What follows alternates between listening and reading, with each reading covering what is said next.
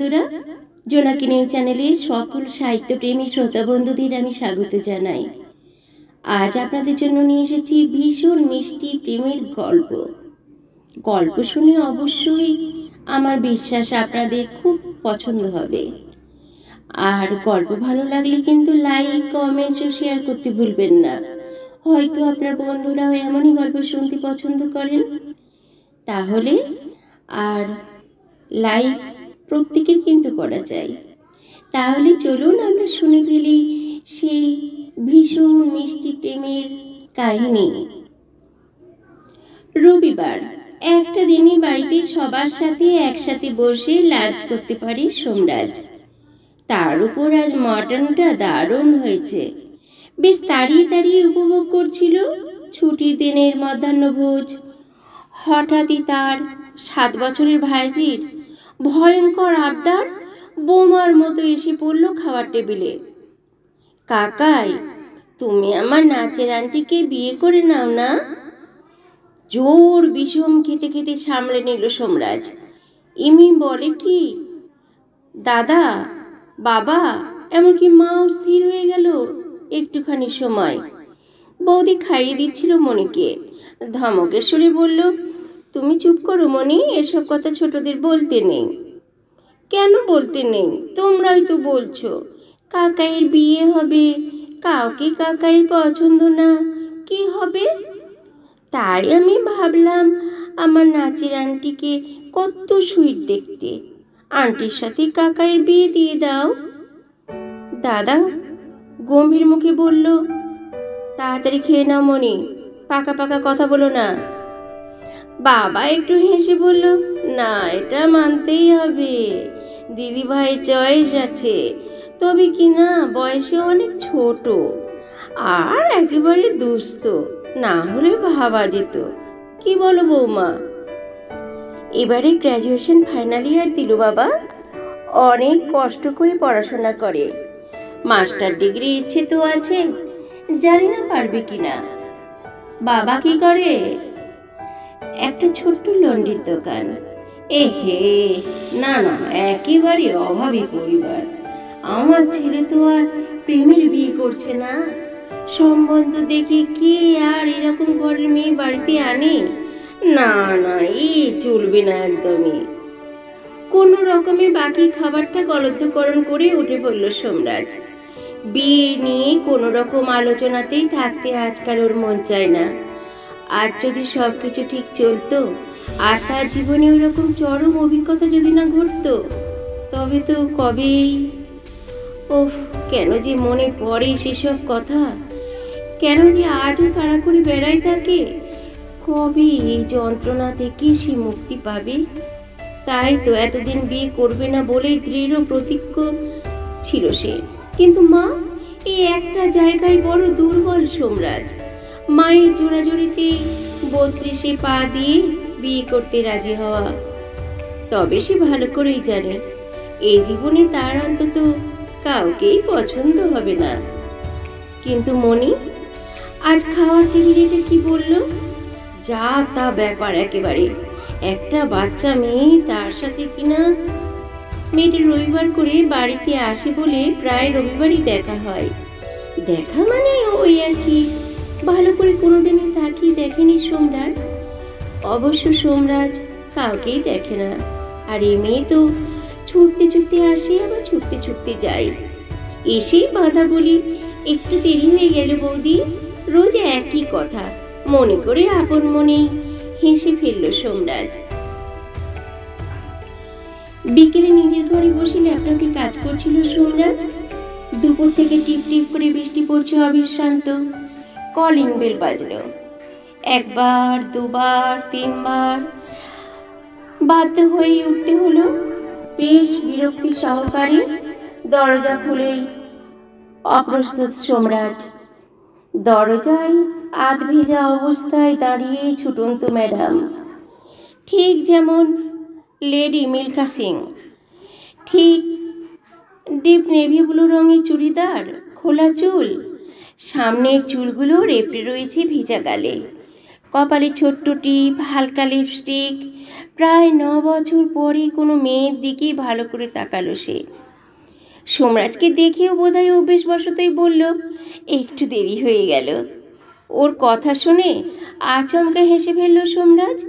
তারপর বলল, ভিতরে আসুন। মেয়েটি ভিতরে ঢুকেই বৌদির গলা পাওয়া গেল, সরি মাধবী, আমরা মা মেয়েতে একটু ঘুমিয়ে পড়েছিলাম। আমি ভাবছিলাম বৃষ্টি পড়ছে বলে তুমি আসবে না। না না বৌদি, এই তো পরীক্ষার সময় ছুটি নিলাম, আর ছুটি করা যায় নাকি? ওদের এইসব কথার মধ্যেই সোমরাজ নিজের ঘরে ফিরে এলো। ছুটন্ত ম্যাডামের নাম তবে মাধবী, মুখটা কিন্তু সত্যি ভারী মিষ্টি। দুপুরে বৌদি বলছিল কষ্ট করে পড়াশোনা করে, একটু মায়া হলো সোমরাজের। আদা দিয়ে চা খাবে ভাই? বৌদির ডাকে ল্যাপটপ থেকে চোখ সরালো সোমরাজ। দাও। বাড়িতে আর কেউ নেই নাকি? না, তোমার বাবা মা আর দাদা গেছে বৃথা চেষ্টা করতে। মানে? তোমার জন্য মেয়ে দেখতে। ও, আমি তো জানি ভাই এসব বৃথা চেষ্টা। তুমি বিয়েটাকে কাটানোর নতুন উপায় খুঁজেছ। সবাই মেয়ে দেখবে আর তুমি নাকচ করবে। দারুণ কৌশল। ধুর, তুমিও পারো।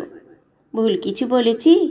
কিন্তু কেন বলো তো ভাই, কেন একটা বিষয় থেকে বেরোতে পারছো না? প্লিজ বৌদি। না, আমি চুপ করব না। আগেও বলেছি, আজও বলবো, সব মেয়ে একরকম হয় না। এই পৃথিবীতে সোনুর মতো মেয়েরাও যেমন আছে, মাধবীর মতো মেয়েরাও তেমনই আছে, বুঝলে? বুকটা ধড়াস করে উঠল সোমরাজের। হঠাৎ বৌদি মাধবীর কথা কেন বলল? বাইরে বৃষ্টির গতিবেগের সাথে ভিতরের ছটফটানি ক্রমশ বাড়ছে।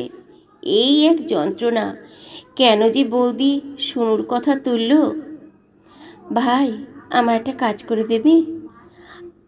আবার বৌদির ডাকে ঘোর কাটল সোমরাজের। এই বৃষ্টিতেই মাধবী বাস অটো কিচ্ছু পাবে না। তোমার দাদা তো বাড়ি নেই, তুমি ওকে একটু বাড়ি পৌঁছে দেবে ভাই, প্লিজ। গাড়ি স্টার্ট করতেই মাধবী বলল, আপনাকে কি বিপদেই না ফেললাম বলুন তো? আরে না না, আমি তো ঘরে বসে বোর হচ্ছিলাম। আমি বৌদিকে অনেকবার বারণ করেছিলাম, কিন্তু উনি কিছুতেই শুনলেন না। বাসের জন্য কতক্ষণ ওয়েট করতেন এই বৃষ্টিতে? আরে না না, আমি তো হেঁটেই চলে যেতাম। কি, হেঁটে? ভবানীপুর থেকে কসবা? হ্যাঁ, আমার অভ্যেস আছে। কি বলছেন? সবসময় তো বাস ভাড়া থাকে না। ওহো, তাহলেও এই বৃষ্টিতেও অসুবিধে হতো। বর্ষাকালে তো বৃষ্টি হবেই, সবসময় কে আমায় পৌঁছে দেবে? দেখুন, বাড়িতে আমি বা দাদা থাকলে বৌদি কিন্তু আপনাকে এরকম বৃষ্টিতে একা ছাড়বে না। বৌদি খুব ভালো মনের মানুষ, কিন্তু আমার সব টিউশন বাড়ি তো একরকম নয়। সবার বাড়ি গাড়িও নেই, হাঁটার অভ্যেস রাখতে হয়।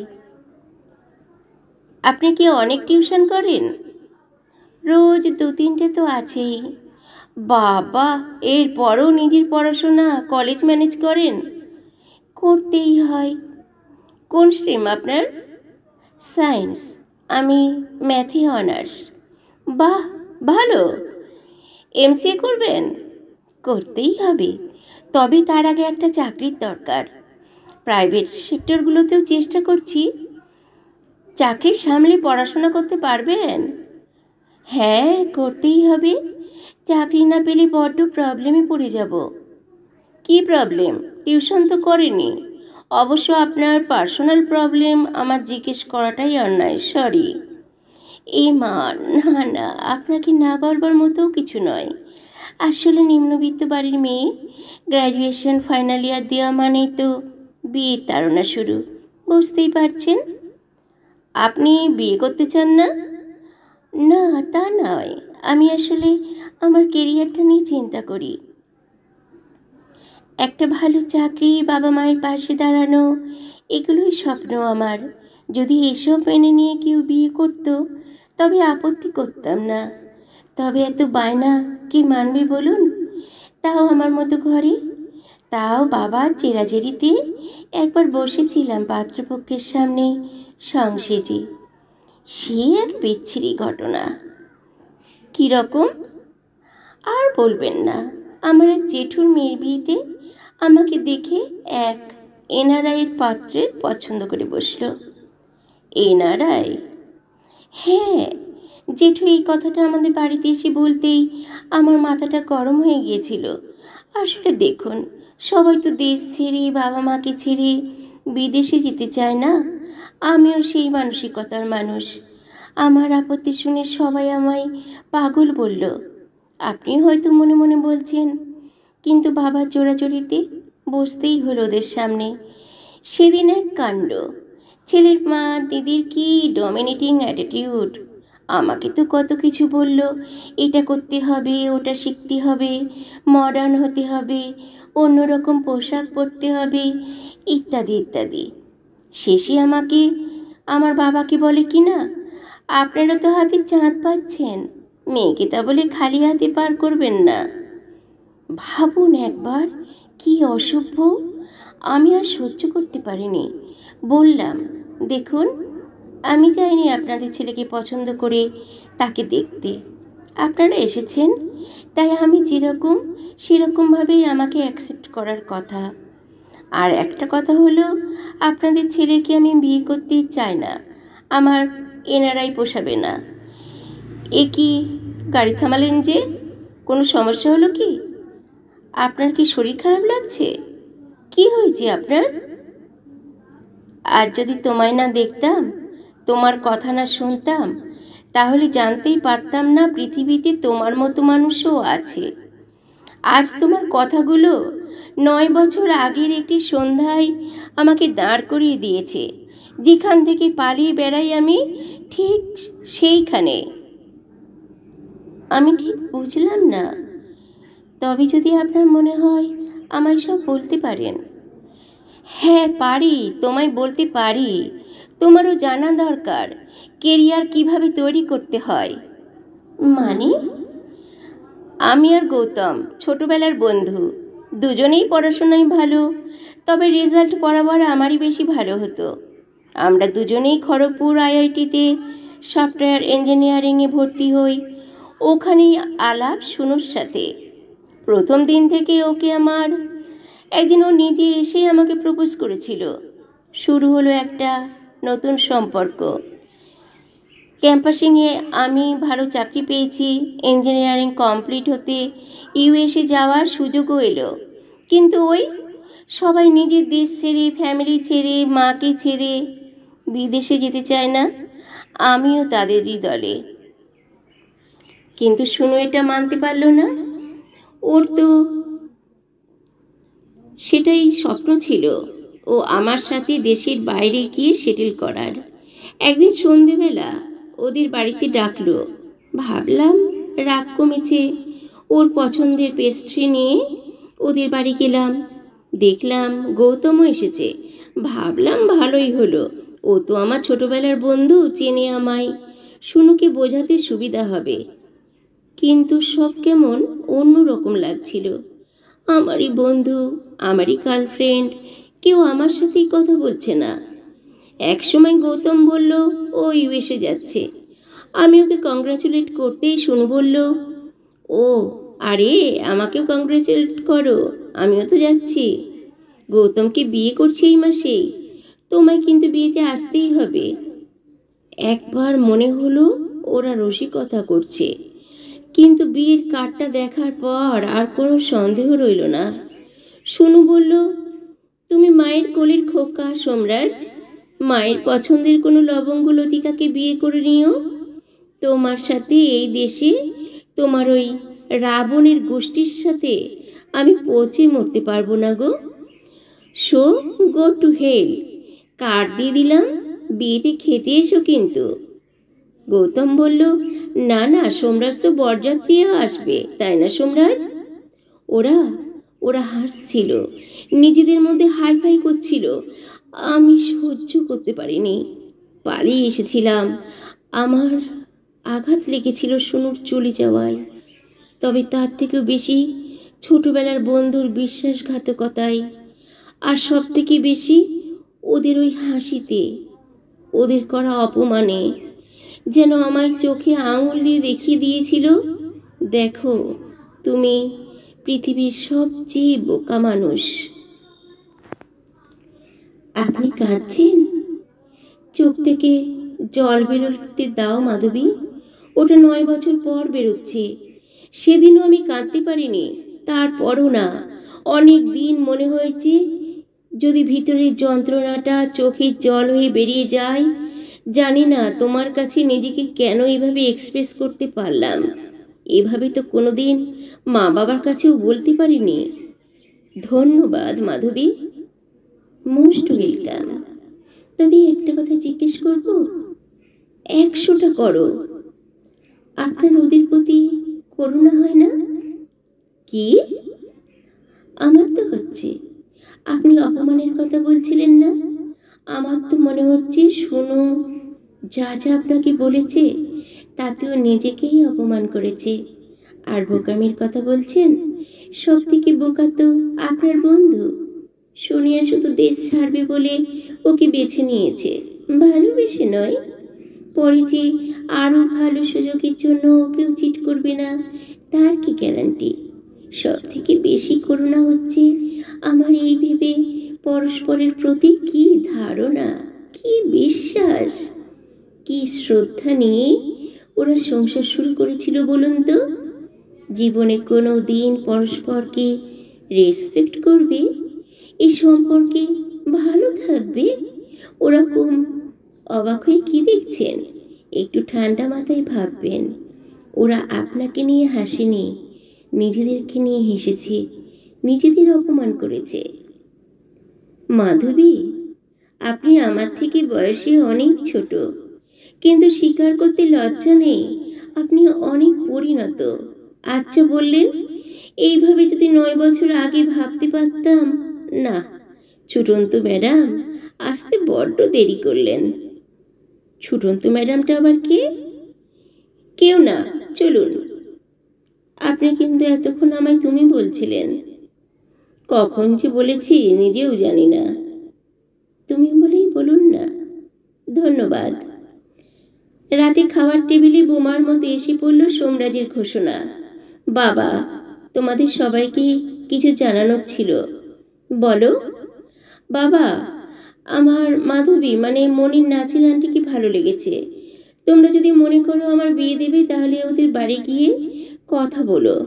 মাধবী আর ওর বাবা মা যদি রাজি হয় তাহলে বিয়েটা হবে, আর নইলে এখন থাক। একটা পিন পড়লেও শব্দ হতো। সকালে এতটাই অবাক আর স্তব্ধ।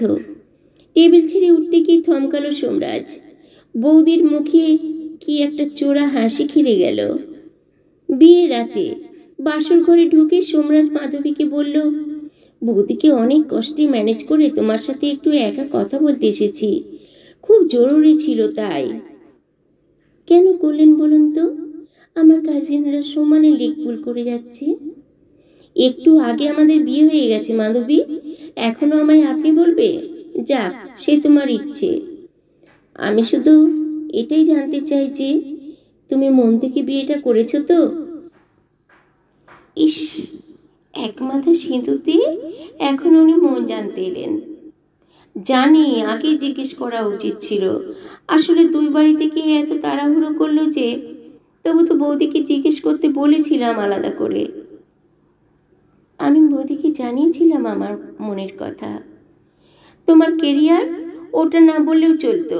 তোমার কেরিয়ার, তোমার সব স্বপ্ন, সব কিছুতে আমার কমপ্লিট সাপোর্ট পাবে। তবে আর কি, আর কিছু নেই? একটা প্রশ্ন আছে। কি?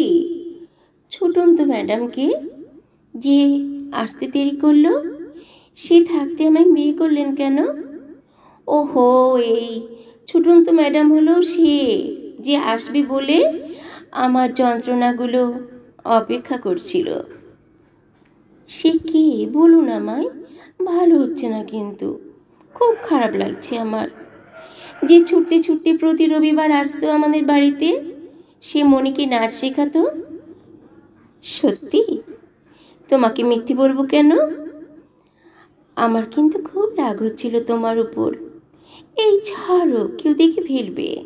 বয়ে গেছে, তুমি আমার বিয়ে করা বউ। ঘটক বিদায়টা দাও ভাই। হঠাৎ করে ঢুকতে গিয়ে বৌদি অপ্রস্তুত। ওরে বাবা, এই তো দেখছি জমি ক্ষীর। আর একটু তর্স হলো না তোমার ভাই? এই তবে তোমার জরুরি কথা। মাধবী আর সোমরাজ লজ্জায় রাঙা মুখ নিচু করে পায়ের দিকে তাকিয়ে রইল। বন্ধুরা, শুনলেন তো একটি মিষ্টি প্রেমের কাহিনী। গল্পটি আজ এখানে সমাপ্ত হলো। আপনারা প্রত্যেকে কিন্তু লাইক করে দেবেন। আজ তাহলে আসি, নমস্কার।